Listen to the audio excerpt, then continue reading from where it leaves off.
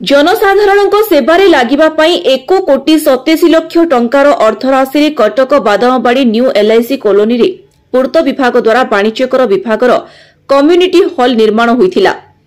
किंतु दुख और परितापर विषय दीर्घ दिन धरी काम सरीथिले मध्य एहाकु निज अधीन को नेउनाही संपृक्त विभाग, जहाँ पई एही कम्युनिटी हॉल परिसर रे अनाबना गछ उठिबा सह एहा एबे असामाजिक व्यक्ति विशेषक आड्डा स्थली पालटि गलानी।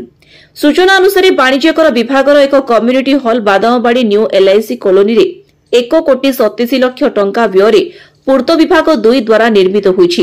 एही गृहर कार्य दीर्घ दिन धरी सरीथिले मध्य संपृक्त विभाग निज अधीन को नेउनाही कि लोकों सेवारे आसी पारुनाही।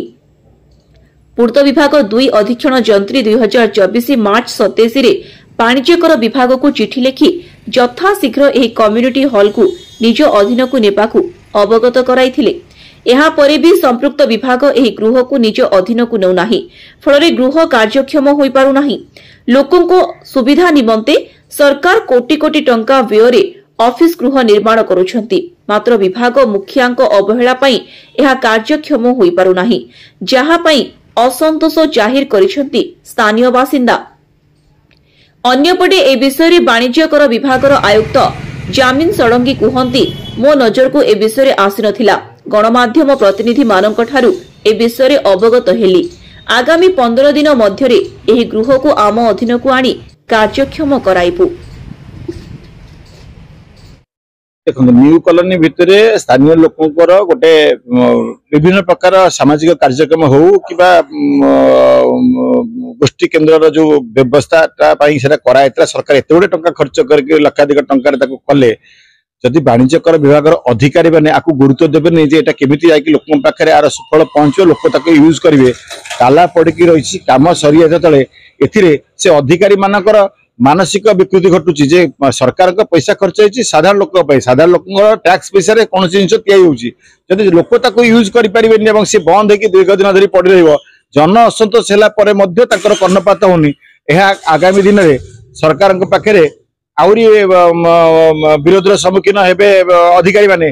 तेणुक ये अधिकारी मानक तागिद करने उपरस्थ अधिकारी और सरकार चाप सृष्टि करंतु किभली भाव में से कम्युनिटी सेंटर खोलिबो। ये कम्युनिटी सेंटर भलिया आउरी अनेक स्मार्ट शौचालय आउरी किछि साधारण लोक व्यवस्था जिनस ये अधिकारी मानकर विकृत मानसिकता जोगु कटक शहर रे साधारण लोक विभिन्न सेवार वंचित होउचंदी। आ उपरे सरकार नूतन सरकार अंकुश लगे दरकार एवं संपूर्ण अधिकारी मानक ऊपर भी तागिद हवा दरकार। नहेले आगामी दिन में ये छोट छोट प्रकल्प को लेकिन कटक शहर जन असंतोष आउरी तीव्र मात्रा रे घुरी बुलियो। बादामबाड़ी न्यू कॉलोनी मध्य वाणिज्यकर विभागर कम्युनिटी हॉल पूर्त विभाग 2 द्वारा 1,87,00,000 टंकार अर्थ व्यय निर्माण होइतिला।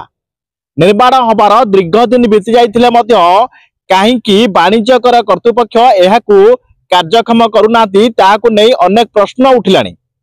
एबे अपेक्षा केबे वाणिज्यकर विभाग एहाकू कार्यकारी लगाउछि। कटक बादामबाड़ी न्यू कॉलोनी रु बलराम नायक कामयाब टीवी।